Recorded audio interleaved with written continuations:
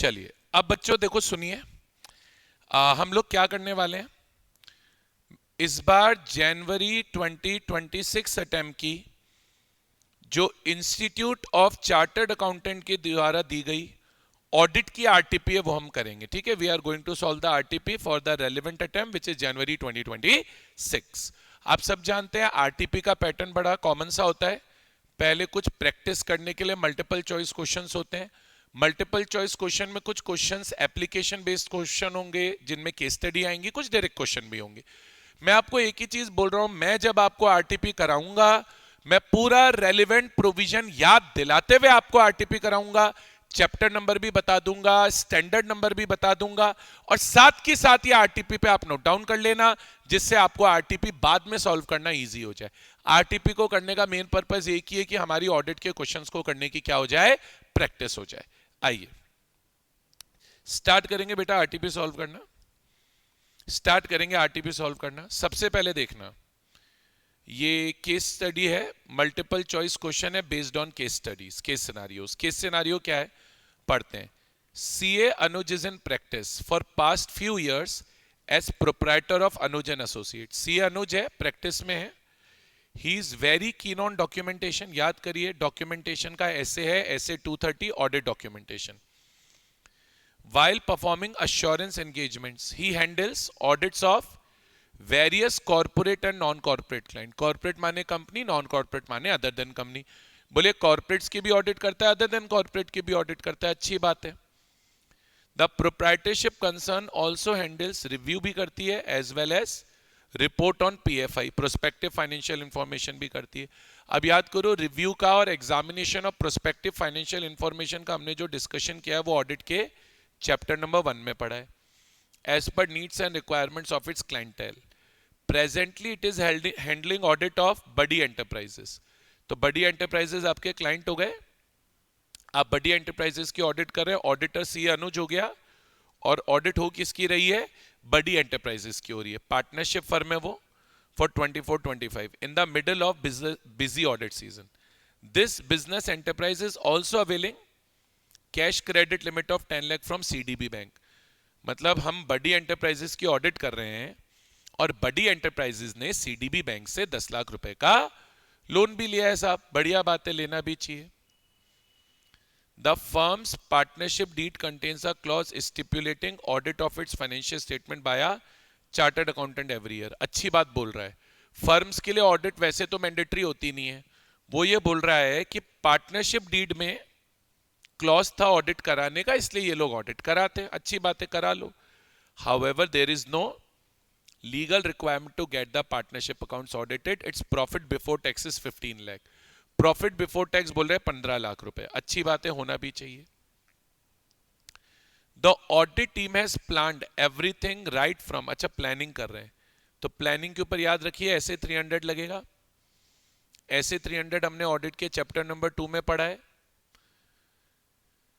The audit team has planned everything right from risk assessment procedures to test of control as well as substantive procedures. Audit plan and audit program have been duly documented. मतलब जो audit plan बनाया था और programme बनाया था उसे document करा हुआ है, अच्छी बात है, करना भी चाहिए।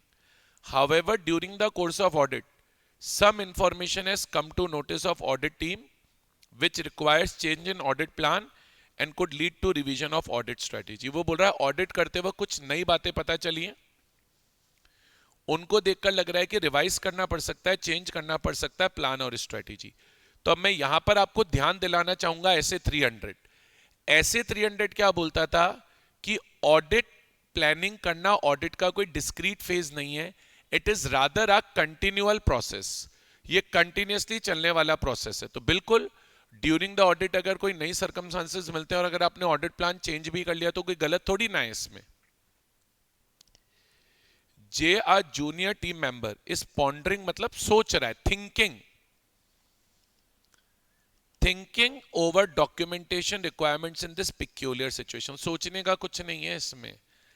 आप याद करिए हमने ऐसे 300 पढ़ा है। ऐसे 300 बोलता है कि जब आप डॉक्यूमेंटेशन करोगे तो आपको ऑडिट प्लान भी डॉक्यूमेंट करना है, आपको ऑडिट की स्ट्रेटेजी भी डॉक्यूमेंट करनी है, आपको ऑडिट का प्लान भी डॉक्यूमेंट करना है, आपको ऑडिट की स्ट्रेटेजी भी डॉक्यूमेंट करनी है, और अगर आप चेंजेस करते हो इन प्लान और स्ट्रेटेजी, तो जो आपने प्लान या स्ट्रेटेजी में चेंजेस किए हैं वो भी डॉक्यूमेंट करने होते हैं। तो सोचने का कुछ नहीं है, ये भी डॉक्यूमेंट होगा। आपने ऑडिट प्लान में जो भी चेंजेस किए हैं, ऑडिट स्ट्रेटेजी में जो भी चेंजेस किए हैं, आपको डॉक्यूमेंट करने पड़ेंगे। अच्छा, अब आगे क्या बोल रहा है? अनदर टीम मेंबर के has understood meaning of sufficient appropriate evidence while conducting audit. ठीक है, सफिशिएंट का मतलब तो हम सब जानते हैं क्वांटिटी होता है, और एप्रोप्रिएट का मतलब क्वालिटी होता है। अच्छी बात है। However, he is wondering over obtaining. Obtaining क्या? Sufficient appropriate evidence in case of assurance engagement which may not be in nature of audit. अच्छा, अब ये लाइन बहुत अच्छी है। बोले हम कोई ऐसी अश्योरेंस एंगेजमेंट कर रहे हैं जो इन नेचर ऑफ ऑडिट नहीं है। सर याद करो, मैंने चैप्टर 1 में पढ़ाया है, assurance engagement is a much wider word. इसमें सिर्फ ऑडिट आता भी नहीं है, इसमें रिव्यू भी आता है, और इसमें एग्जामिनेशन ऑफ पीएफआई भी आता है। अब याद करो, ये जो टॉपिक था अश्योरेंस एंगेजमेंट का, इसमें हमने एलिमेंट्स ऑफ अश्योरेंस एंगेजमेंट पढ़े थे। उसमें पहला एलिमेंट होता था कि इट्स अ 3 पार्टी रिलेशनशिप। दूसरा एलिमेंट होता था subject matter. Subject matter financial information को बोलते हैं जिसकी ऑडिट या रिव्यू होना है। एक इसमें क्राइटेरिया होता था, क्राइटेरिया स्टैंडर्ड्स को बोलते थे जिसके अकॉर्डिंग ऑडिट होगी। यहां पर भी sufficient and appropriate audit evidence था। तो सोचने का अगेन कुछ नहीं है। अगर आप अश्योरेंस एंगेजमेंट नहीं भी कर रहे हो, आप ऑडिट नहीं भी कर रहे हो, रिव्यू भी कर रहे हो, ये पीएफआई भी चेक कर रहे हो, तो सफिशिएंट एप्रोप्रिएट एविडेंस तो वहां पर भी लेने ही पड़ते हैं। और आखिरी एलिमेंट अगर आप याद करोगे तो रिटर्न रिपोर्ट। तो जैसे यहां पर आपके अनदर टीम मेंबर सोच रहे थे वंडरिंग। वंडरिंग मतलब वो सोच रहा है कि सफिशिएंट एप्रोप्रिएट एविडेंस लूं या नहीं लूं, लेने पड़ेंगे। अदर देन ऑडिट भी आप कुछ कर रहे हो तो सफिशिएंट एप्रोप्रिएट एविडेंस तो लेने ही पड़ेंगे। अच्छा, अब आगे बोल रहा है, at the initial stage audit team has determined materiality for financial statement as a whole. Materiality level fix किया है, तो यहां पर बेटा ऐसे 320 आ गया। मटीरियलिटी लेवल की बात ऐसे 320 में होती थी, और उन्होंने होल मटीरियलिटी लेवल फिक्स किया है 5% of profit before tax, 5% of 15,75,000, यानी उनका मटीरियलिटी लेवल 75,000 है। K is also concern about documenting materiality as part of audit. अरे भाई, क्या कंसर्न होना है, कैसी बातें करते हो? बोले चिंतित है। किसको लेकर चिंतित है? बोले मटीरियलिटी डॉक्यूमेंट करूं नहीं करूं इसको लेकर चिंतित है। कुछ चिंता करने का नहीं है, ऐसे 320 में क्लियर लिखा हुआ है। क्लियर हमने पढ़ा है, नोट्स में लिखा है, बुक में लिखा है मेरी। 3 चीजें डॉक्यूमेंट होती हैं, परफॉर्मेंस मटीरियलिटी भी डॉक्यूमेंट होता है, मटीरियलिटी लेवल भी डॉक्यूमेंट होता है, और एज द ऑडिट प्रोग्रेसेस अगर आपने परफॉर्मेंस मटीरियलिटी या मटीरियलिटी लेवल में चेंज किया है तो वो भी डॉक्यूमेंट होता है। K vividly remembers that an assurance engagement involves 3 party relationship। ये तो हमने पहले ही बोल दिया 3 पार्टीज होती हैं। ठीक है, याद है कौन कौन 3 पार्टीज होती थी? एक तो होता था ऑडिटर या प्रैक्टिशनर जो ऑडिट या रिव्यू करेगा। एक होती थी रिस्पॉन्सिबल पार्टी। रिस्पॉन्सिबल पार्टी, बिल्कुल ठीक बोल रहे थे बेटा आप। रिस्पॉन्सिबल पार्टी होती थी मैनेजमेंट या TCWG जो फाइनेंशियल स्टेटमेंट बनाएंगे, और एक होते थे इंटेंडेड यूजर्स जिनके लिए ऑडिट करी जा रही है या रिव्यू करा जा रहा है। However, another team member Q confronts him with meaning of 3 party relationship। वो meaning of 3 party relationship पूछ रहा है, तो मैंने बता ही दिया, practitioner, responsible party and intended users। In accordance with the terms of sanction letter, it has been stipulated by CDB Bank that partnership firm is required to submit करने थे firm को quarterly stock statement to bankers. ठीक है, वो कर दो। During the quarter ended 31 December 2024 value of stock declared by firm to banker is 10 lakh. मतलब हमने बैंक को ये बताया कि हमारे पास 10 लाख रुपए का स्टॉक है, and margin stipulated in sanction letter is 20%। तो आप सब जानते हैं जो सीसी लिमिट है, बैंकिंग में हमने पढ़ा है, सीसी लिमिट में ड्राइंग पावर कैसे निकलती थी, जो सैंक्शन लिमिट है वो, जो सैंक्शन लिमिट है वो, या हमें जो स्टॉक होता था उसमें मार्जिन एडजस्ट करके जो वैल्यू आती थी वो, विच एवर इज लेस करके ड्राइंग पावर निकलती थी। ड्राइंग पावर कैसे निकलती थी, या तो जो सैंक्शन लिमिट है वो, या स्टॉक में से आप मार्जिन माइनस कर दो, स्टॉक में से मार्जिन माइनस कर दो, फिर विच एवर इज लेस आप करोगे तो ड्राइंग पावर आ जाएगी। याद है क्या, बताओ, पढ़ा है नहीं पढ़ा है हमने ये?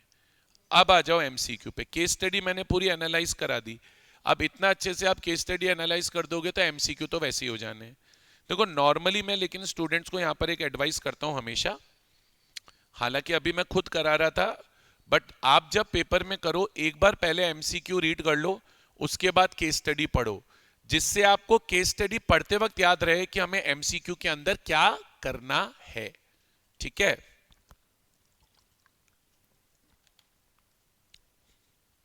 अब देखो पहले MCQ, considering the dilemma, dilemma यानी confusion of J prescribed in case scenario, which of the following statement is most appropriate?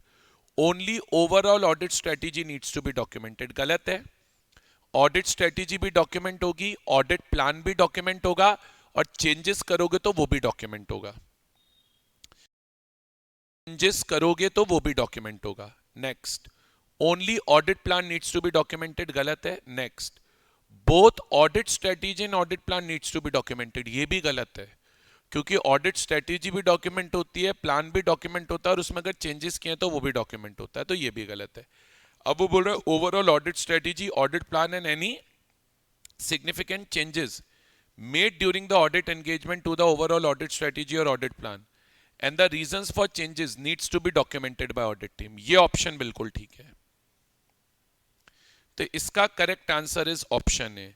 बोले ऑडिट स्ट्रेटेजी भी डॉक्यूमेंट होगी, ऑडिट का प्लान भी डॉक्यूमेंट होगा, और उसमें अगर कोई चेंजेस किए तो वो भी डॉक्यूमेंट होगा। आगे बढ़ते हैं, गाइड के को गाइड करना है। के कहां फंसा हुआ था पहले वो तो देखें, के फंसा हुआ कहां था। अच्छा, के यहां पर फंसा हुआ था कि अश्योरेंस एंगेजमेंट में सफिशिएंट एप्रोप्रिएट एविडेंस लेने या नहीं लेने। तो कोई सी भी ऑडिट हो, सफिशिएंट एप्रोप्रिएट एविडेंस तो हर ही ऑडिट में लेने होते हैं, रिव्यू में भी लेने होते हैं, और एग्जामिनेशन ऑफ पीएफआई में भी लेने होते हैं।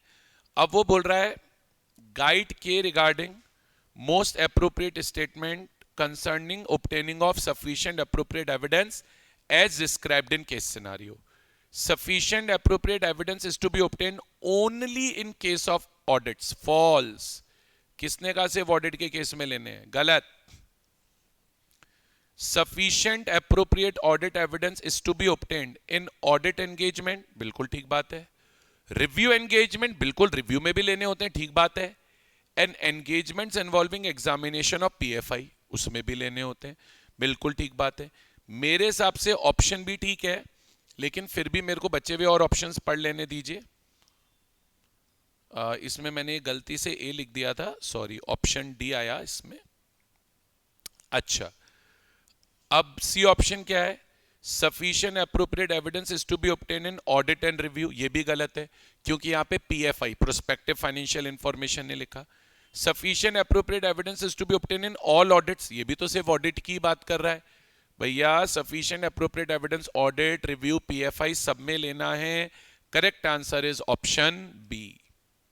तो इस क्वेश्चन का करेक्ट आंसर हो गया ऑप्शन बी। अगले क्वेश्चन पे चलते हैं। एडवाइस के regarding most appropriate statement in respect of documenting materiality. भैया ये भी मैंने बता दिया, तीनों चीजें डॉक्यूमेंट होंगी, मटेरियलिटी, परफॉर्मेंस मटेरियलिटी और चेंजेस। अच्छा, याद है परफॉर्मेंस मटेरियलिटी क्या होता था? पहले हम एक ओवरऑल मटेरियलिटी लेवल डिसाइड करते थे, फिर जो ओवरऑल मटेरियलिटी लेवल होता था उससे नीचे का एक अमाउंट डिसाइड होता था। जैसे इस क्वेश्चन में इन्होंने हमें बोला कि भाई मटेरियलिटी लेवल 75,000 है, तो अगर मटेरियलिटी लेवल 75,000 है तो परफॉर्मेंस मटेरियलिटी उससे कम रहेगी, 20,000, 15,000, 40,000, जो भी आपको रखनी है। तो आपको मटीरियलिटी भी डॉक्यूमेंट करनी होगी, परफॉर्मेंस मटीरियलिटी भी डॉक्यूमेंट करनी होगी, और अगर उसमें कोई चेंजेस किए हैं तो वो भी डॉक्यूमेंट करने होंगे। तो पढ़िए, materiality of 75,000 need to be documented, गलत। Performance materiality which is set at more than materiality, ये तो वैसे ही गलत हो गया। Performance materiality overall materiality level से लेस अमाउंट होता है, ना कि more amount. Performance materiality which is set at less than materiality for financial statement as a whole requires to be documented, बिल्कुल ठीक बात है। अलॉन्ग विद मटीरियलिटी, बिल्कुल मटीरियलिटी भी डॉक्यूमेंट होनी है। तो ये बोल रहा है पीएम को भी डॉक्यूमेंट करो और मटीरियलिटी को भी डॉक्यूमेंट करो, सही बोल रहा है। और क्या बोल रहा है, performance materiality for certain transaction, certain नहीं होता बेटा, सारे ट्रांजैक्शन में जो भी परफॉर्मेंस मटीरियलिटी है सारी डॉक्यूमेंट होती है। Which is set at par materiality, at par मतलब अगर मटीरियलिटी 75 है तो परफॉर्मेंस मटीरियलिटी भी 75 है, तो बेहद ही गलत वाहियात स्टेटमेंट है। तो correct answer is option C, correct answer is option C. Next, which of the following combination best describes three party relationship? भैया मैंने तो अभी आपको बता दिया थ्री पार्टी कौन कौन होते हैं, अगर वो थ्री पार्टी आपको यहां नजर आ जाए तो बात खत्म। थ्री पार्टी कौन कौन है? प्रैक्टिशनर या ऑडिटर जो ऑडिट करेगा, सेकंड कौन होता था? रिस्पॉन्सिबल पार्टी, मैनेजमेंट टीसीडब्ल्यूजी, और थर्ड होते थे इंटेंडेड यूजर। जहां पे ये आपको दिख जाए वो आपका आंसर है, इतना सा है। अनुज एंड एसोसिएट, ठीक है, practitioner, management partner responsible party, and अरे इनकम टैक्स अथॉरिटी कहां से आ गई? भाई देखो, इनकम टैक्स अथॉरिटी भी यूजर होता है, पर सिर्फ एक यूजर थोड़ी, सारे यूजर्स होते हैं। तो सिर्फ ये वाला ऑप्शन कैसे ले लेंगे? गलत। इंडिविजुअल टीम मेंबर्स असिस्टिंग सी अनुज, ये नहीं होते, ये तो है ही नहीं। ये तो थ्री पार्टी रिलेशनशिप में नहीं लिखा टीम मेंबर्स, तो बात ही नहीं हो रही टीम मेंबर्स की। तो अनुज एंड एसोसिएट प्रैक्टिशनर हो गया, ठीक बात है। मैनेजमेंट या पार्टनर्स ऑफ बड़ी एंटरप्राइज रिस्पॉन्सिबल पार्टी, और बैंकर, अब ये यहां गलत हो गया, सिर्फ बैंकर नहीं हो सकता, सारे इंटेंडेड यूजर्स थर्ड पार्टी होते हैं, सारे। तो लास्ट अनुज एंड एसोसिएट ले लो, प्रैक्टिशनर, मैनेजमेंट एंड पार्टनर्स बिल्कुल आएंगे, रिस्पॉन्सिबल पार्टी और इंटेंडेड यूजर। तो correct answer is option D. I hope अभी तक का पूरा एमसीक्यू आपसे हो रहा होगा बेटा। अगला आ रहा है, which of the following statement is true regarding drawing power? मैंने तो ऊपर ही बता दी ड्राइंग पावर कैसे निकलेगी, मैंने तो ऊपर ही निकाल दी, basis the above facts. Calculate कर लेते हैं पहले ड्राइंग पावर, फॉर्मूला तो मैंने लिख ही दिया था। देखो शुरुआत में जब क्वेश्चन स्टार्ट हुआ था तो हमारी बैंक से सैंक्शन लिमिट कितनी थी? 10 लाख। अब ड्राइंग पावर कैसे निकलती है? जो आपकी सैंक्शन लिमिट है 10 लाख, स्टॉक भी 10 लाख का ही है, मार्जिन है 20%, तो 10 लाख के स्टॉक में 20% का मार्जिन माइनस करोगे तो कितना आएगा? 8 lakh. Which ever is less, तो ड्राइंग पावर आएगी 8 लाख। इसके हिसाब से एमसीक्यू कर लो। अब तो एमसीक्यू में हमारी ड्राइंग पावर 8 लाख आएगी, जिस ऑप्शन में 8 लाख है वो देख लेते हैं। Drawing power is 10 lakh, wrong. Drawing power is 12 lakh, wrong. Drawing power is 8 lakh and firm can withdraw up to 10 lakh. अरे भाई अगर ड्राइंग पावर 8 लाख है तो 10 लाख कैसे निकालेंगे? सोच के देखो, ड्राइंग पावर का मतलब ही होता है कि जितनी ड्राइंग पावर है उतना ही निकाल सकते हैं। गलत है, गलत। Drawing power is 8 lakh and firm can withdraw funds up to 8 lakh. So the correct answer is option D. तो यहां पर बेटा हमारा करेक्ट आंसर रहने वाला है ऑप्शन डी। यहां पर आकर बच्चों हमारे एमसीक्यूज खत्म होते हैं, हमारी केस स्टडी खत्म होती है। पहली केस स्टडी खत्म होती है, अब छोटे छोटे कुछ स्टैंड अलोन एमसीक्यूज हैं वो भी देखते हैं। ठीक है, अब सोचो बड़ा इजी सा है एमसीक्यू। आपको याद है हमने पढ़ा था चैप्टर नंबर 3 में ऑडिट रिस्क होता है। ऑडिट रिस्क इस बात का रिस्क होता है कि ऑडिटर जो फाइनेंशियल स्टेटमेंट पर ओपिनियन देगा वो इनएप्रोप्रिएट होगा। फिर ऑडिट रिस्क के दो कंपोनेंट होते थे, रिस्क ऑफ मटेरियल मिसस्टेटमेंट और डिटेक्शन रिस्क। फिर उसके रिस्क ऑफ मटेरियल में स्टेटमेंट के दो कंपोनेंट होते थे, इनहेरेंट रिस्क और कंट्रोल रिस्क। तो एक्चुअल में तीन चीजें हो जाती थी, आईआर, सीआर और DR. Inherent risk natural risk होता था कि फ्रॉड एरर होंगे ही होंगे। कंट्रोल रिस्क इसलिए आता था क्योंकि internal control system fraud error नहीं रोक पाते थे। और डिटेक्शन रिस्क इसलिए आता था क्योंकि ऑडिटर फ्रॉड एरर को डिटेक्ट नहीं कर पाता था। याद आ रहा है? अब ये वाला क्वेश्चन पढ़ते हैं, बड़ा इजी सा क्वेश्चन है, कुछ भी नहीं है। The auditor of PAC private limited, pickle अचार बनाते हैं, pickle manufacturing company notices that company is expanding it's operations into north India states in financial year 24-25, but ले यहीं पे खत्म हो गया सवाल। But related internal control system remains the same to handle the increased volume of transactions। मतलब business को आपने बढ़ा लिया, बिजनेस आपने एक्सपेंड कर लिया, लेकिन इंटरनल कंट्रोल सिस्टम सेम रखा। तो यार अगर according to the changes in business आप अपने इंटरनल कंट्रोल सिस्टम को चेंज नहीं करोगे तो इंटरनल कंट्रोल सिस्टम इनइफेक्टिव हो जाएगा। और जहां पे इंटरनल कंट्रोल सिस्टम इनइफेक्टिव है वहां पे क्या इंक्रीज होगा? Control risk. Control risk refers to the risk that internal control system will not be able to prevent or detect and correct misstatements that could be material individually or when aggregated with misstatements and other transactions and balances। यही तो definition थी। And consequently auditor concludes that material misstatement would not be, definition ही आ गई control risk की, prevented, detected or corrected by entities internal control। Type of risk involved in this situation is control risk। So the correct answer is sixth question का option B। बताइए, आ गया? बहुत बढ़िया।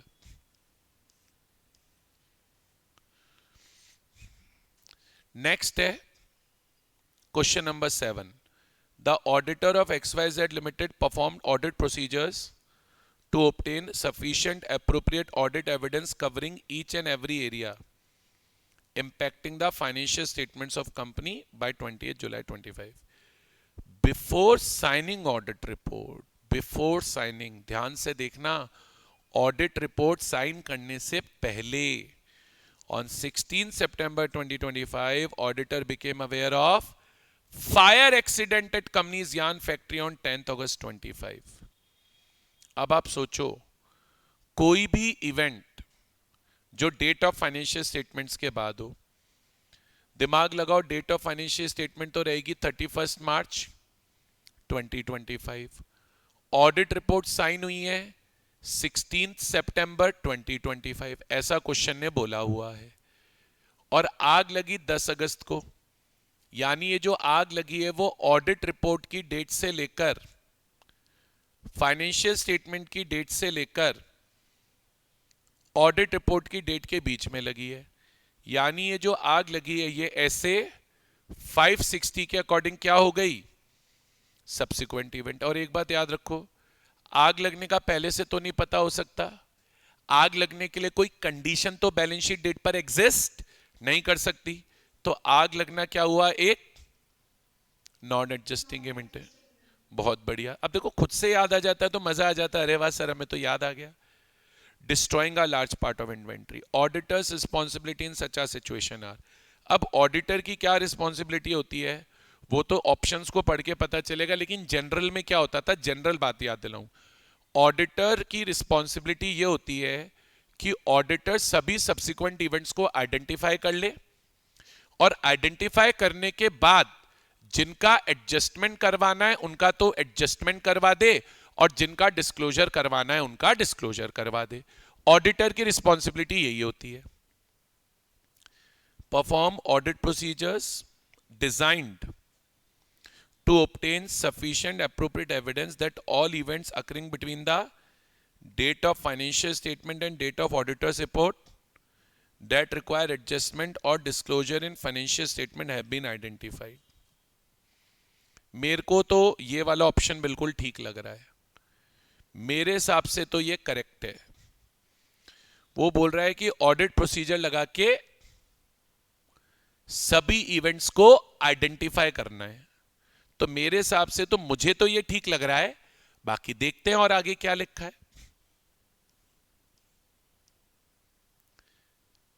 आगे बोल रहा है if such subsequent events require adjustment और disclosure in the financial statement it shall be determined, auditor determine करेगा whether each such event is appropriately reflected in those financial statement. ये भी ठीक लग रहा है मुझे। तो वो बोल रहा है कि अगर कोई इवेंट आइडेंटिफाई हुआ है तो ऑडिटर ये चेक कर ले कि वो एप्रोप्रिएटली रिफ्लेक्ट हुआ नहीं हुआ। तो हाँ, क्यों नहीं करेगा?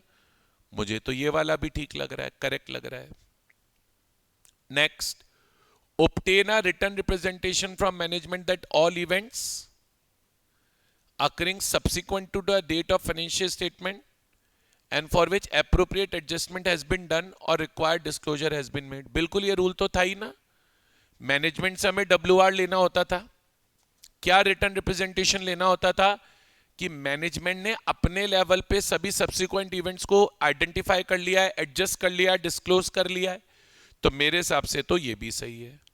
तो तीनों ही ऑप्शन सही हैं। अब हमें ये चूज करना है कि मोस्ट एप्रोप्रिएट क्या है। तीनों ही सिचुएशन ठीक है। तो ए नहीं हो सकता क्योंकि इसमें से 1 है, बी नहीं हो सकता क्योंकि इसमें से 1 और 2 है, सी नहीं हो सकता क्योंकि इसमें से 1 और 3 है, डी होगा क्योंकि ऑप्शन 1 भी ठीक है, ऑप्शन 2 भी ठीक है और ऑप्शन 3 भी ठीक है। तो इसका correct answer would be option D. और लास्ट मल्टीपल चॉइस क्वेश्चन आता है स्टूडेंट्स, आखिरी एमसीक्यू आता है बच्चों। बड़ा इजी सा एमसीक्यू है। अगर आप देखोगे ये अजर्शन याद है, ऑडिट करते वक्त बहुत सारे अजर्शन चेक होते थे, ये लिखे हुए हैं चारों। एक बार चारों का मतलब बताता हूं। कंप्लीटनेस का क्या मतलब था? All transactions and balances that should have been recorded have been recorded. Existence, assets and liabilities actually exist. Valuation, assets and liabilities has been disclosed. Assets and liabilities have been disclosed at appropriate carrying value. They are not overvalued or undervalued. और disclosure में ये होता था all events that require disclosure should have been disclosed. वैसे disclosure अलग से कोई assertion नहीं है, प्रेजेंटेशन एंड डिस्क्लोजर अलग से नहीं था, डिस्क्लोजर के अंदर बहुत सारी बातें थी, बट ठीक है। While conducting audit of Sandhya Limited having turnover of 200 crores and borrowing from bank of itna, audit team is determining that accounting policies and methods of recording debt are appropriate, सही है, accounting policy सही है, and applied consistently। मतलब accounting policies को consistently आपने apply किया है, debts को रिकॉर्ड भी एप्रोप्रिएटली किया है, and also while verifying loan balances with reference to sanction letter and loan agreement. Loan का बैलेंस चेक करने की बात हो रही है। कहां से चेक किया? सैंक्शन लेटर से और लोन अग्रीमेंट से। क्या चेक किया? लोन का बैलेंस। बैलेंस चेक करना is not completeness, it's not existence, it's not disclosure. By doing above, audit team is trying to satisfy about valuation. Sir completeness कैसे लिखोगे? वो ये थोड़ी ना देख रहा है कोई अमाउंट अनरिकॉर्डेड छोटा नहीं छोटा। एग्जिस्टेंस का भी कोई बात नहीं हो रहा भाई। एग्जिस्टेंस में लोन बैलेंस कहां से चेक होने की बात आ गई? लोन का बैलेंस चेक हो रहा है, मतलब वैल्यूएशन चेक हो रही है। सिंपल सा कॉन्सेप्ट है। तो बेटा ये एमसीक्यूज हो गए। अब आते हैं डिस्क्रिप्टिव क्वेश्चंस। सभी डिस्क्रिप्टिव क्वेश्चन को ब्रीफ में डिस्कस करूंगा। जिस डिस्क्रिप्टिव क्वेश्चन में जो आंसर लग रहा होगा वो आंसर मैं आपको बताऊंगा। जिस डिस्क्रिप्टिव क्वेश्चन में जो आंसर लग रहा होगा वो मैं आपको बताऊंगा। हम एक ब्रीफ डिस्कशन सभी डिस्क्रिप्टिव क्वेश्चंस का करने वाले हैं। और देखो मैं आपको ऑडिट के अंदर डिस्क्रिप्टिव क्वेश्चन में बहुत बार बता चुका हूं, आज भी बता रहा हूं। ऑडिट में कई बार क्या होता है, एक एप्लीकेशन बेस्ड क्वेश्चन, एक केस सिनेरियो बन के आता है, लेकिन एक्चुअल में मेरा जो ऑब्जर्वेशन आज तक रहा है, बहुत सारे केस सिनेरियोज ऐसे हैं जो मैंने क्लास में पढ़ाते वक्त भी आपको कराए हैं केस सिनारियोज में क्या होता है, लास्ट 2-3 लाइनें अगर आप पढ़ लोगे ना, तो लास्ट 2-3 लाइन पढ़ के ही कई बार ये पता चल जाता है कि इस केस सिनारियो में क्या करना है, तो आगे का पढ़ने की जरूरत ही नहीं पड़ती। लास्ट 2-3 लाइंस पढ़ लो, आपको वैसे ही पता चल जाएगा। लास्ट 2-3 लाइंस पढ़ लो, आपको वैसे ही पता चल जाएगा कि इस केस सिनारियो में आपको क्या करना है। तो मैं आपको एक ही बात दे रहा हूं, दिल से एडवाइस दे रहा हूं, ऑडिट का जब भी क्वेश्चन करो, पहले क्वेश्चन की लास्ट 2-3 लाइंस पढ़ो कि केस सिनारियो में हमसे पूछा क्या है, उसके बाद उस केस सिनारियो को पूरा रीड करो। आइए करते हैं।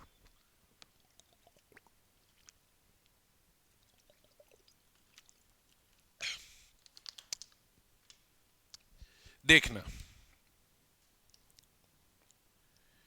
Mickey and Associates Chartered Accountants were appointed as the auditor of STI Limited, a textile manufacturing company। अब मैं नहीं पढ़ रहा ये सब, मैं तो पहले लास्ट में पढ़ूंगा ऑडिटर पूछना क्या चाह रहा है। ले ऐसी खत्म। सोचो लास्ट लाइन पढ़ते ही सवाल खत्म। मानोगे नहीं मानोगे मेरी बात, मानोगे नहीं मानोगे। Can the auditors give complete assurance या guarantee in the above situation? अरे कोई भी सिचुएशन हो, ऑडिटर कंप्लीट एश्योरेंस या गारंटी नहीं दे सकता भाई, नहीं दे सकता। तो मेरे को आंसर तो पहले से बताया, मैं फटाफट केस स्टडी पढ़ के लिख दूंगा। Discuss with reference to objectives of audit, ऐसे 200 का क्वेश्चन है। ऐसे का नेम और नंबर ना लिखना भूलें, ऐसे का नेम और नंबर ना लिखना भूलें, नहीं तो एग्जामिनर मार्क्स देना भूल जाएगा, भूल जाएगा। ऐसे का नेम भी लिखेंगे। ऐसे 200 का नेम क्या था? Overall objectives of independent auditor and conduct of audit in accordance with standards on auditing. वाह वाह वाह वाह। आओ फटाफट सवाल करें। Mickey and Associates Chartered Accountant were appointed as the auditor of STI Limited, a textile manufacturing company for the financial year 24-25. Okay. Management of company discussed with newly appointed auditor that company has been suffering losses for last few years. Company को घाटा हो रहा है. And also directors are suspecting, उनको doubt है that accounts are not properly maintained, fraud है, error है. So in the given situation, management of the company requested the auditor, management request कर रहा है auditor से to give complete assurance या guarantee about financial statement. तो आप explain करेंगे, as per ऐसे 200, auditor will provide a reasonable assurance that financial statements are free from material misstatement. Reasonable assurance cannot be absolute assurance. Auditor cannot provide 100% guarantee. This is due to inherent limitations of audit. और फिर आपको brief में inherent limitations of audit को यहां पर explain करना होगा। तो एक तो कंक्लूजन क्या लिख कर आएंगे? कंक्लूजन जरूर लिख के आइए क्योंकि केस बेस्ड क्वेश्चन है। No auditor can not provide complete assurance. सबसे पहले तो ये लिखे आइए कि नहीं, ऑडिटर कंप्लीट एश्योरेंस नहीं दे सकता।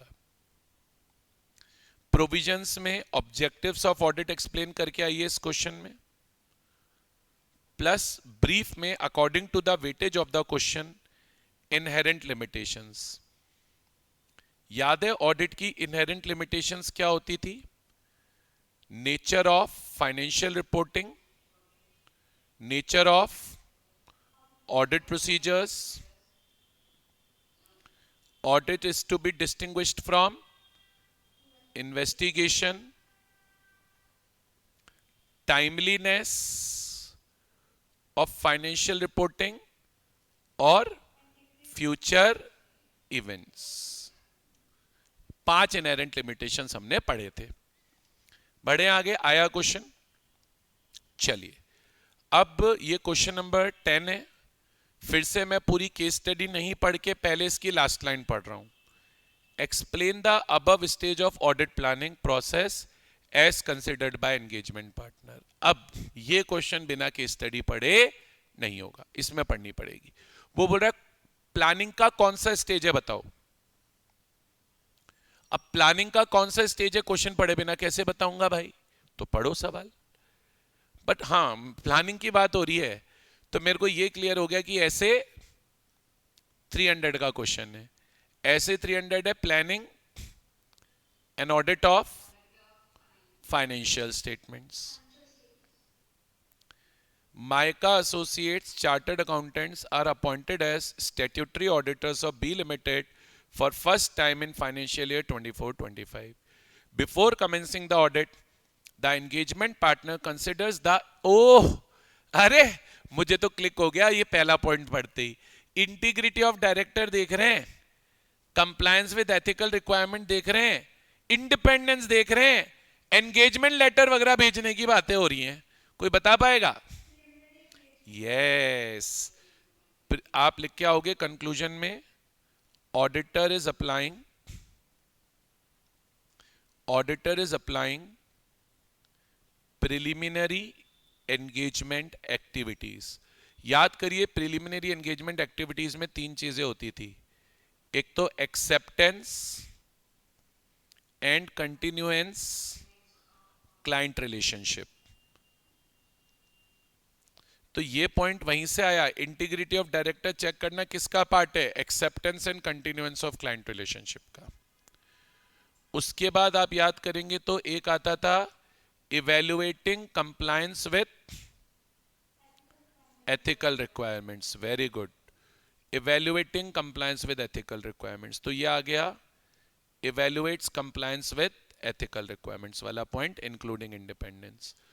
और एंगेजमेंट लेटर क्यों भेजा जाता है? अगर आपको लास्ट चैप्टर याद हो, एंगेजमेंट लेटर भेजा जाता है to determine terms of engagement. तो आखिरी preliminary activity determination of terms of engagement ही है. तो आपको प्रिलिमिनरी एक्टिविटी एक्सप्लेन करना होगा पूरा अच्छे से और बताना होगा कि यहां पे auditor is applying preliminary engagement activities. कर पाओगे क्या? ठीक है, वेरी गुड. अब जो अगला वाला क्वेश्चन है ये थोड़ा सा अच्छा है. ये जो अगला वाला क्वेश्चन है थोड़ा सा अच्छा है, इसको ध्यान से देखना. SPOM in company is a firm of chartered accountant established in 2010 with major focus on audit practice. ठीक है, ऑडिट करेगी ये firm. In 24-25 firm has 4 partners and 15 articled assistants handling various internal audit and statutory audit assignment. Firm के पास 4 partner है, internal audit भी करती है और स्टैट्यूटरी ऑडिट भी करती है. ठीक है. Partners and article assistants meet monthly मिलते हैं to discuss various aspects of practical as well as academic issues. Normal बात है. while discussing about various aspects of audit risk of material misstatement, etc., partner has asked one of the article assistant to explain concept of misstatement with the help of at least 5 example. अब बच्चे कहाँ गड़बड़ा जाते हैं, घबरा जाते हैं. घबराते क्यों यार? तुमने इतनी ऑडिट पढ़ ली, अब घबराने से क्या होगा? कॉन्सेप्ट ऑफ मिसस्टेटमेंट बोले, एक्सप्लेन करने बोला, तो कॉन्सेप्ट ऑफ मिसस्टेटमेंट तो हम डिफाइन कर देंगे. पहले मुझे बताओ मिसस्टेटमेंट की डेफिनेशन याद है आपको? मिसस्टेटमेंट की डेफिनेशन हमने चैप्टर 3 में भी लिखी हुई है ऑडिट रिस्क के साथ, आप जाके देख सकते हो. नहीं तो मिसस्टेटमेंट की डेफिनेशन हमने ऐसे 450 में भी पढ़ी है. क्या होता है मिसस्टेटमेंट याद है? जो amounts classification presentation disclosure applicable FRF के अकॉर्डिंग आने चाहिए थे, और जो अमाउंट्स क्लासिफिकेशन और डिस्क्लोजर हमने एक्चुअली में रिपोर्ट करे उनके अंदर अगर डिफरेंसेस आ रहे हैं तो हम कहते हैं कि मिसस्टेटमेंट हुआ है. तो misstatement refers to difference between amounts classification presentation disclosure required by applicable FRF and amount classification presentation disclosure actually reported. अब मिसस्टेटमेंट के एग्जांपल कुछ भी दे दो यार, कुछ भी दे दो. Wrong application of accounting policy, बोले गलत अकाउंटिंग पॉलिसी लगा दी. कुछ भी एग्जांपल दे दो मिसस्टेटमेंट के. ओवर वैल्यूएशन ऑफ इन्वेंट्री, बोले इन्वेंट्री का ओवर वैल्यूएशन कर लिया. कुछ भी एग्जांपल दे दो. मिसस्टेटमेंट के तो बहुत सारे एग्जांपल होते हैं. Treating capital expense as revenue expense. Error of omission, कोई चीज रिकॉर्ड करना भूल गए, एरर ऑफ ओमिशन. या और क्या एग्जांपल दे सकते हो? Over statement of accounting estimates, accounting estimate बहुत ज्यादा बना रखे हैं, प्रोविजन ज्यादा बना रखा है। और कोई एग्जांपल दे सकते हो मिस स्टेटमेंट का? Non disclosure of going concern, going concern का आपने डिस्क्लोजर नहीं किया। और क्या एग्जांपल दे सकते हो? Not recording subsequent event, subsequent event record नहीं किए। अरे भाई आपने तो इतनी ऑडिट पढ़ी है, कोई भी 4-5 एग्जांपल बना के लिखाओ, क्या फर्क पड़ता है? अब इस तरह का कोई डिफरेंट सवाल आ जाता है तो बच्चा घबरा जाता है, अरे यार ये क्या है, क्यों घबराना है भाई, आओ। हाँ, अब ये क्वेश्चन पढ़ना पड़ेगा। विद रिस्पेक्ट टू ऐसे 505 external confirmation, name the appropriate term that may be used in relation to below statement.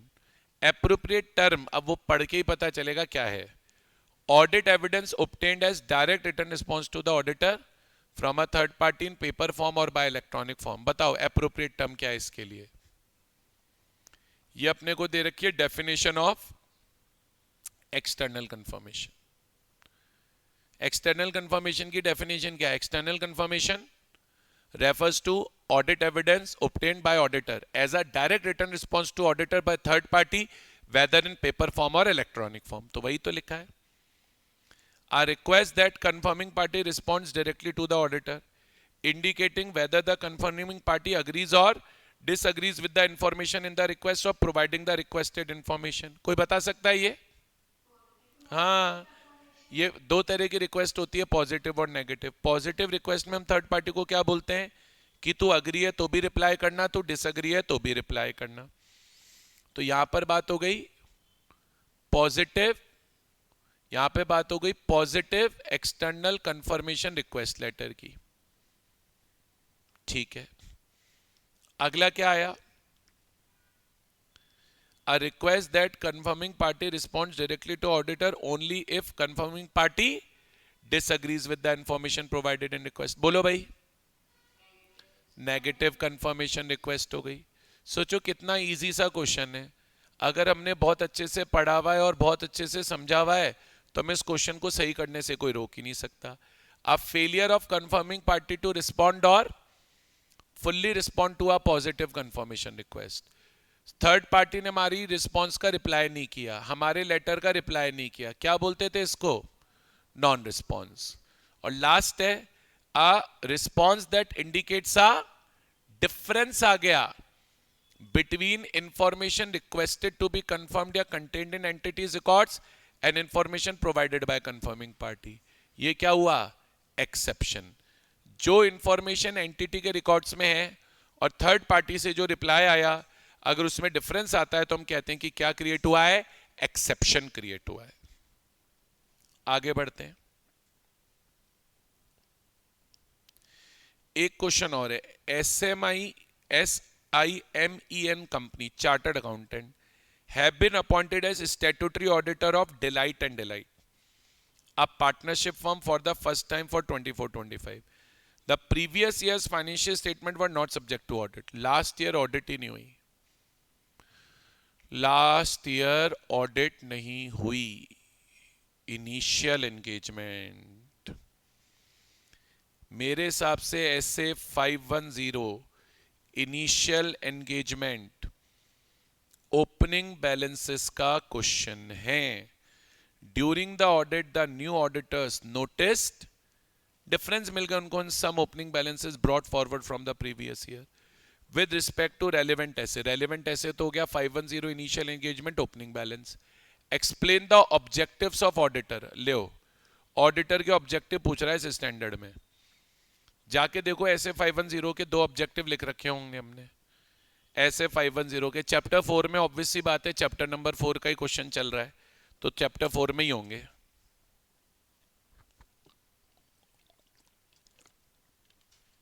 मैंने चार्ट्स की शीट दी है कैसे 510 की। पहला था, आप बोलोगे auditor will obtain sufficient appropriate audit evidence about two things। A point, whether opening balances contain material misstatements that may materially affect current period financial statements, and दूसरा था weather accounting policies reflected by opening balances have been consistently applied in current period and whether changes in accounting policies have been properly presented and accounted for।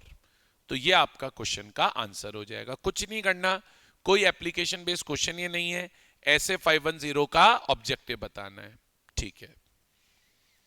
अब एक ये question आ गया जिससे आपको डर लगता है, चैप्टर नंबर 5, कुछ भी नहीं है। अब बहुत इजी सा क्वेश्चन है खैर ये तो, और अगर आप मेरी जाके रिवीजन क्लास देखोगे ना, एक बार आप देखना रिवीजन क्लास, अगर आप रिवीजन क्लास देखोगे तो जिस टॉपिक का ये क्वेश्चन है मैंने स्पेसिफिकली इंपॉर्टेंट करा रखा है रिवीजन क्लास में भी। आप चैप्टर 5 की ऑडिट की रिवीजन क्लास जरूर देखिए एक बार। अगर आपसे ऑडिट का चैप्टर 5 नहीं हो रहा है, just cover from my revision class. मैं फिर बोल रहा हूं, अगर आपसे ऑडिट का चैप्टर 5 नहीं हो रहा है, छोड़ के मत जाइए, हमने क्लास में बहुत डिटेल में पढ़ा है, प्लीज रिवीजन क्लास से करिए। In the balance sheet of watches limited, additions worth ₹20 crore are appearing under PPE. मतलब प्लांट प्रॉपर्टी इक्विपमेंट में हमने 20 करोड़ रुपए की प्लांट प्रॉपर्टी इक्विपमेंट और करंट ईयर में खरीदी है, यानी ऑडिट ऑफ पीपीई का क्वेश्चन हो गया।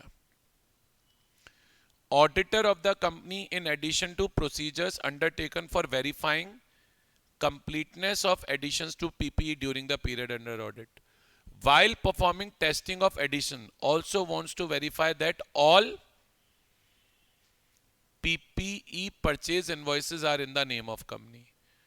मतलब एक तो ऑडिटर एडिशन देखना चाहता है पीपीई का, कंप्लीटनेस चेक करना चाहता है, और ऑडिटर ये भी देखना चाहता है कि all PPE purchase invoices are in the name of company, बोले इनवॉइसेस कंपनी के नाम पर हो। अब वो बोल रहा है name the relevant assertion for verification of ownership. Ownership की वेरीफाई करने के लिए बेटा रेलिवेंट असर्शन क्या होता है, याद है? Rights and obligation. Yes, very good. और अब आपको ये बताना है पीपीई का राइट एंड ऑब्लिगेशन कैसे चेक होगा। आपको बताना है पीपीई का राइट एंड ऑब्लिगेशन कैसे चेक होगा। याद है क्या क्या चेक करना होता था राइट एंड ऑब्लिगेशन में? उसमें 2-3 बातें थी। एक तो ये लिख के आइए कि जो भी एडिशंस टू लैंड और बिल्डिंग हुए हैं उसके लिए तो हम क्या चेक करेंगे, सेल डीड या ट्रांसफर डीड, जैसा कि आपने बोला एब्सोल्युटली करेक्ट। एक तो हम वो चेक करेंगे, ठीक है। इसमें ये देखना है कि हाँ, अरे तो रुक तो जा। इसमें याद रखना कि हमेशा एक बात जरूर लिख के आना कि ओरिजिनल टाइटल डीड चेक होगी। हाँ, उसके बाद अपने को यह भी देखना है कि अगर पीपीई परचेज हुआ है तो उसकी परचेज इनवॉइस चेक हो जाएगी। एक इसमें यह भी देख सकते हो कि कोई चार्ज क्रिएट हुआ है क्या, कोई लोन लिया हुआ है क्या अगेंस्ट प्लांट प्रॉपर्टी और इक्विपमेंट। तो यही मेन पॉइंट इसमें लिखकर आने हैं आपको। उसके बाद आता है चैप्टर नंबर 6। अब ये बड़ा सा क्वेश्चन है, पहले लास्ट में पढ़ लेते हैं कि है क्या। और इस स्टैंडर्ड में मैंने आपको पहले ही बोल रखा है कि इंपॉर्टेंट टॉपिक ही यही वाला है, जिस टॉपिक का क्वेश्चन है। बोल रहा है explain various points discuss by audit partner with reference to relevant standard on auditing. अब ये तो कुछ नहीं पता चला, वो तो क्वेश्चन ही पढ़ना पड़ेगा। FSYN company chartered accountant completed the statutory audit of Himmat limited for year ended 31 March 25। The audit partner instructed the audit team to finalize and assemble the audit documentation। Audit documentation ऐसे 230 का question हो गया। Immediately देखो, अब आपने देखा क्या बोला, finalize and assemble। तो मेरे हिसाब से ये असेंबली ऑफ ऑडिट फाइल का क्वेश्चन है, ठीक है। अब पार्टनर क्या बोल रहा है, ऑडिट फाइल कब असेंबल करनी है? इमीडिएटली बोल रहा है, इमीडिएटली कर लो आफ्टर साइनिंग ऑडिट रिपोर्ट। तब याद करो हमने क्या पढ़ा है, हमने पढ़ा है the auditor shall complete administrative process of assembly of audit file with in reasonable time. फिर as per SQC 1 the assembly process of audit file should be completed within 60 days from the date of signing of audit report. तो ये वाला बात हो गई, ठीक है। आगे बोल रहा है however audit team took this instruction lightly, वो हल्के में ले गई और असेंबल करना ही भूल गए, तो गलत किया। 60 डेज में असेंबल होना चाहिए था, आफ्टर 6 मंथ असेंबल करना चालू किया, ये तो गलत है, नॉन कंप्लायंस हुई है। Audit team started assembling the file and completed it's documentation, ठीक है। When audit partner became aware of this, he called a meeting of staff, उन्होंने staff की मीटिंग बुलाई and discussed policies and procedures for timely completion of audit files. अच्छा, अब बात करने लग गया चेंजेस टू ऑडिट डॉक्यूमेंटेशन के भी। तो अब आप यहां पे क्या लिख के आएंगे, याद है? आप बोलेंगे changes to audit documentation can be made during assembly process. Assembly process में चेंजेस कर तो सकते थे, पर याद करो कौन से चेंजेस कर सकते थे, only if they are administrative in nature, जैसे कि डिलीटिंग और discarding superseded documents, sorting and collecting working papers, signing off on completed checklist, ठीक है। तो ये हो गया। And period of retention of engagement documentation, तो क्या था, as per SQC 1 period of retention याद है क्या था, as per SQC 1 audit file और documentation should be retained for at least 7 years from the date of auditors report. Clear हुआ?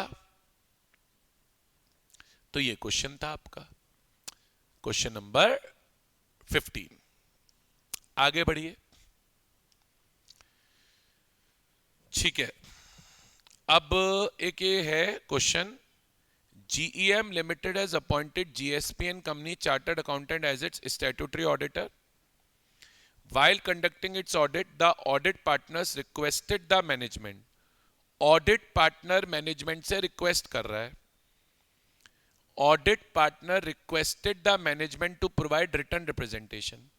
Management से कह रहा है भाई रिटर्न रिप्रेजेंटेशन दे दे, किस बारे में, that it has fulfilled its responsibility for preparation of financial statement in accordance with applicable FRF। तो यार ये तो बिल्कुल ठीक कर रहा है, ये तो बिल्कुल ठीक कर रहा है। Applicable FRF, applicable FRF, applicable FRF के अकॉर्डिंग मैनेजमेंट ने फाइनेंशियल स्टेटमेंट बना लिए हैं, इससे रिगार्डिंग तो WR लेना ही होता था। ये क्वेश्चन हो गया ऐसे 580 का, क्योंकि रिटर्न रिप्रेजेंटेशन की बात हो रही है, क्योंकि रिटर्न रिप्रेजेंटेशन की बात हो रही है। अब उसमें भी तुम याद करो, उसमें भी तुम याद करो, रिटर्न रिप्रेजेंटेशन वाला स्टैंडर्ड ऑडिट के 3 ऑब्जेक्टिव्स बताता था। पहला ऑब्जेक्टिव तो ये बताता था कि auditor will obtain written representation regarding management responsibility, जिसका ये क्वेश्चन है। दूसरा पॉइंट ये था auditor will obtain written representation as supporting evidence. मैंने बताया था रिटर्न रिप्रेजेंटेशन कभी भी मेन एविडेंस नहीं हो सकता, it is always obtained as supporting evidence. और फिर एक ये था रिस्पॉन्ड एप्रोप्रिएटली, चलो जो भी था। The manager finance is of the view that since all records and evidences have already been given, management बोल रहा है हमने तो तुम्हें सारे रिकॉर्ड दे दिए, सारे एविडेंस दे दिए, हम तो रिटर्न रिप्रेजेंटेशन नहीं देंगे, a separate representation is not required. तब कंक्लूजन में तो ये लिखेंगे कि मैनेजमेंट की अप्रोच ठीक नहीं है। अब कंक्लूजन में तो लिखेंगे कि मैनेजमेंट की अप्रोच ठीक नहीं है, और पूरा जो मैनेजमेंट रिस्पॉन्सिबिलिटी वाला पार्ट है, जो मैंने बहुत डिटेल में आपको स्टैंडर्ड में पढ़ाया है, वो आपको एक्सप्लेन करना है। आप ये लिखोगे in the given case the response of management is not appropriate, it is the duty of entity to provide the written representation that it is the duty of management, फिर बोल रहा हूं, it is the duty of management to provide the written representation, ठीक है। और उसके बाद पूरा मैनेजमेंट की रिस्पॉन्सिबिलिटी वाला पार्ट एक्सप्लेन करके आइएगा। और इसमें एक चीज जरूर लिखिएगा जो मैंने स्पेशली लिखा रखी है, obtaining written representation about management responsibilities is particularly important in 4 cases. पहला, those who signed terms of engagement are no longer in entity या have no longer the responsibilities. एक ये वाला पॉइंट. एक ये terms of engagement were prepared in previous year. Current year में terms of engagement बनाए नहीं थे. Terms of engagement previous year में बनाए थे. कहीं पे इंडिकेशन है दैट मैनेजमेंट मिसअंडरस्टैंड्स द टर्म. कहीं पे इंडिकेशन है दैट मैनेजमेंट मिसअंडरस्टैंड्स द टर्म. और अगर चेंज इन सर्कमस्टांसेस हो गया. ये सारी बातें आपको एक्सप्लेन करनी पड़ेंगी, तब जाके इस क्वेश्चन में आपको मार्क्स मिल पाएंगे. बताइए, आगे इस क्वेश्चन का आंसर बच्चों नहीं आया? चलिए आगे बढ़ते हैं.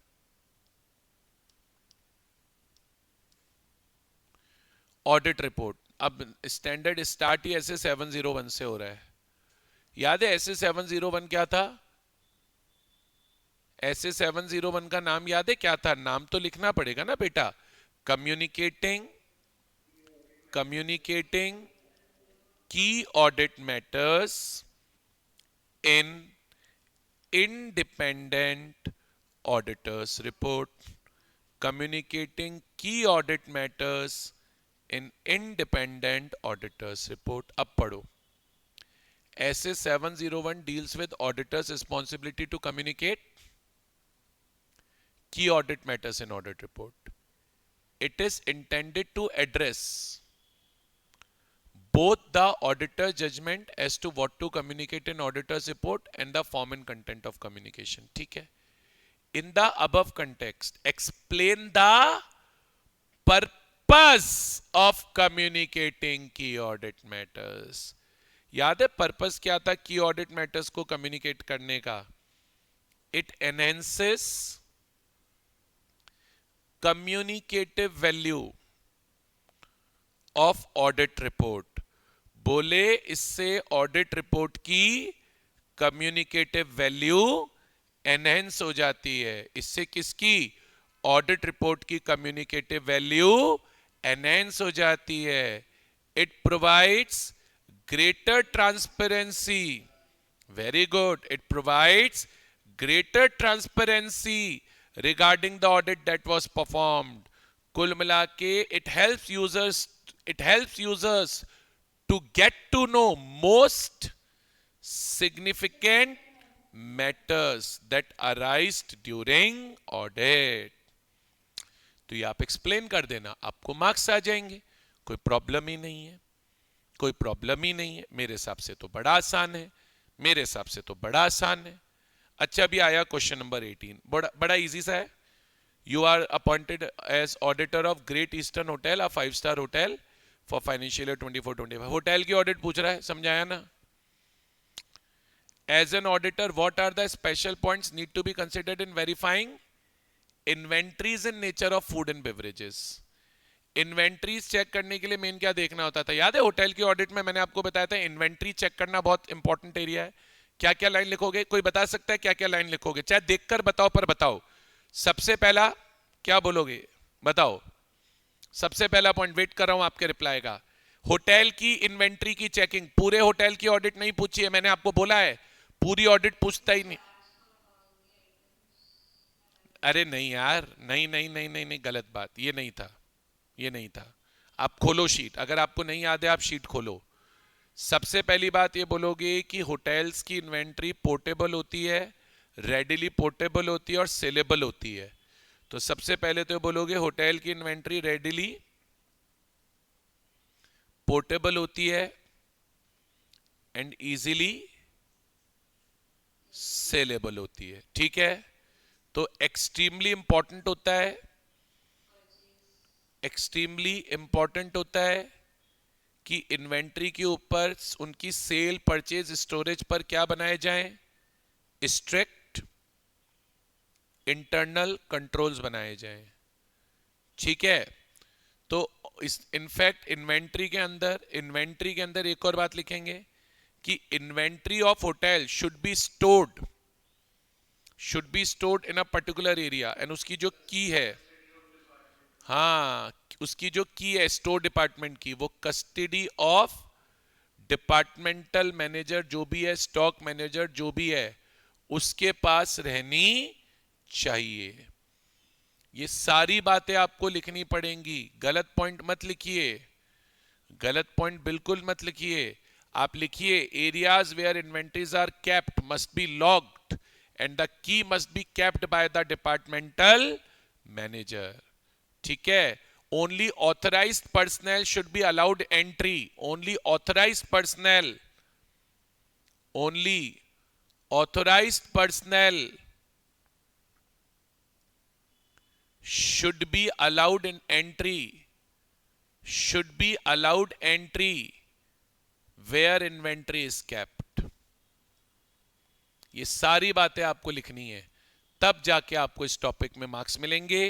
ये टॉपिक बेसिकली इन्वेंट्री वेरीफाई करवा रहा है होटल की। बताइए, आ गया? आ गया बेटा। अब ऑडिट ऑफ बैंक्स का अगला क्वेश्चन है, बड़ा इजी सा क्वेश्चन है, और एक क्वेश्चन चैप्टर नंबर 11 का है, और करके हम आरटीपी को फिनिश कर लेंगे।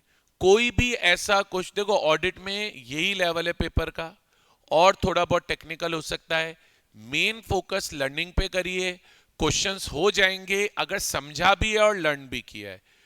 और कॉन्फिडेंस रखिए, थोड़ा बहुत आप भूलेंगे कोई टेंशन नहीं है, आप कोई भगवान नहीं है कि आपको एक एक किताब याद रहेगी, एक एक क्वेश्चन याद रहेगा। बट आप इस बात से कॉन्फिडेंस लीजिए, आज पूरी आरटीपी हम कर रहे थे, अगर 80% क्वेश्चंस के आंसर भी आपको याद आ रहे हैं तो वही आपकी जीत है, ये ध्यान रखिए आप। बाकी 20% तो अभी हमारे पास इतना टाइम है, हम और रिवीजन कर लेंगे, एग्जाम में रिवीजन कर लेंगे, बिल्कुल याद रहने वाला है। घबराना थोड़ी ना होता है, घबराने से क्या होता है, कुछ नहीं होता है। लो भैया करिए, इजी सा सवाल है, करके बताइए। While verifying provisions of advance, provision बनते हैं ना बैंक्स में लोन एंड एडवांसेस पर, of branch of HFC bank as a part of statutory branch audit, CA Mini notices that credit facilities consisting of term loan to JT Mill has been classified as doubtful 2, doubtful asset 2। किसी को याद है doubtful asset 2 क्या होता था?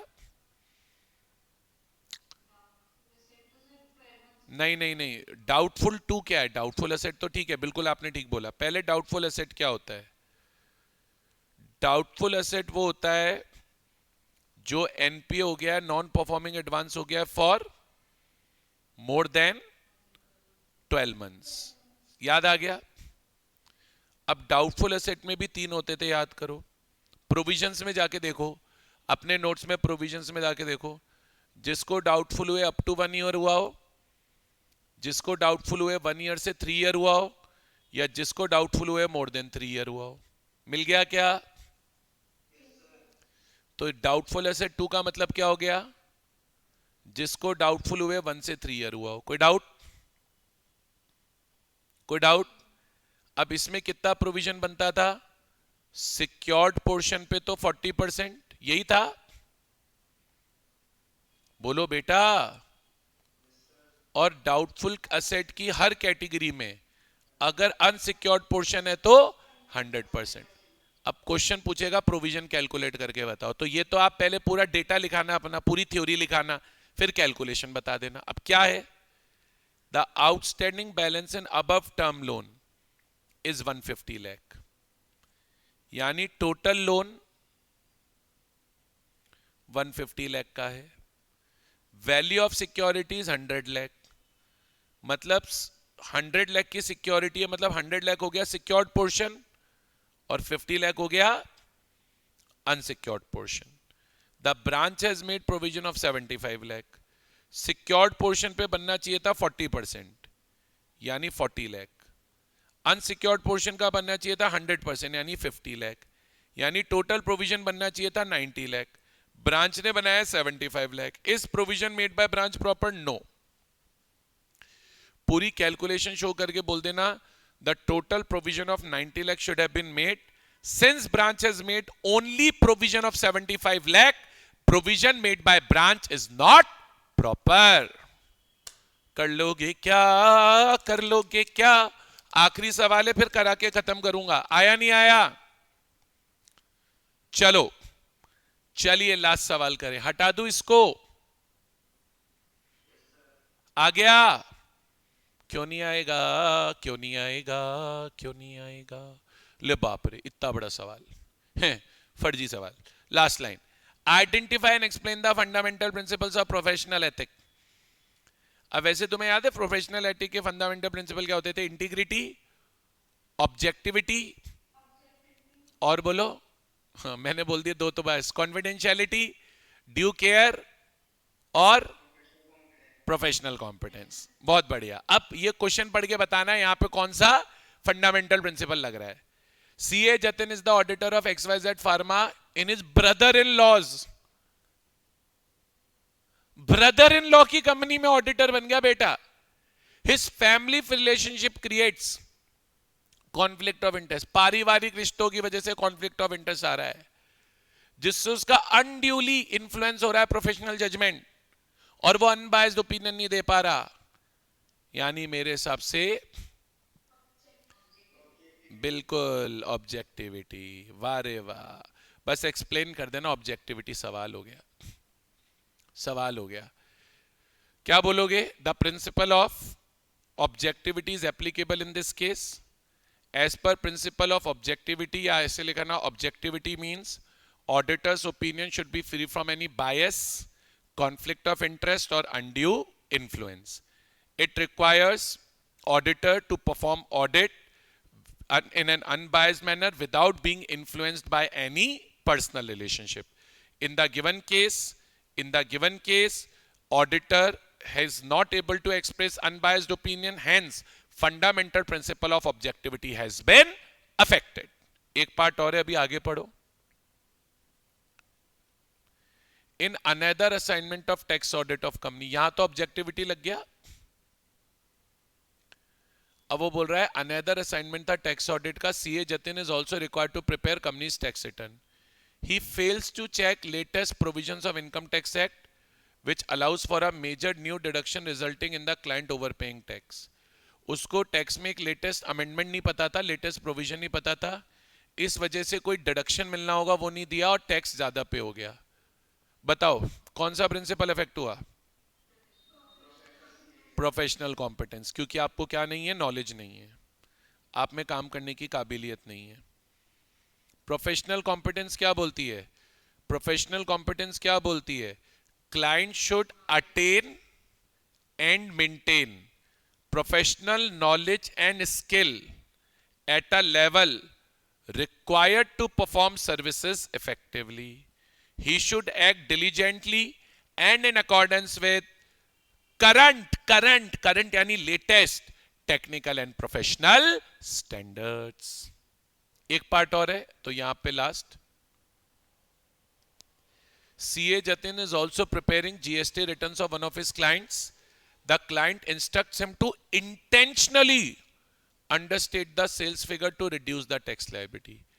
Client बोल रहा है भाई तू मेरा ना एक काम कर, जानबूझ के सेल्स फिगर कम दिखा दे ताकि टैक्स बच जाए। याद है इंटीग्रिटी क्या होती थी? कि ऑडिटर को अपनी रिपोर्ट में कोई भी फॉल्स स्टेटमेंट नहीं देना है। इंटीग्रिटी अफेक्ट हो रही है। इंटीग्रिटी में क्या होता था? आप अपना काम ऑनेस्टली करेंगे, फेयर मैनर में करेंगे, आप अपना काम एथिकली करेंगे। तो आज अगर क्लाइंट के कहने पर आपने मिस स्टेटमेंट अपनी रिपोर्ट में डाल दी तो उससे इंटीग्रिटी अफेक्ट हो रही है। तो ये तीनों प्रिंसिपल एक्सप्लेन होंगे पेपर में इन तीनों पॉइंट्स के साथ, और ये आपका क्वेश्चन है। इसी के साथ बच्चों मुझे ऐसा लगता है कि जनवरी 2026 अटेम्प्ट की ऑडिट की आरटीपी आपको आ गई होगी। लॉ की आरटीपी भी हमने कर ली है, ऑडिट की आरटीपी भी हमने कर ली है। अब हम टैक्स की आरटीपी वेरी सून कर लेंगे।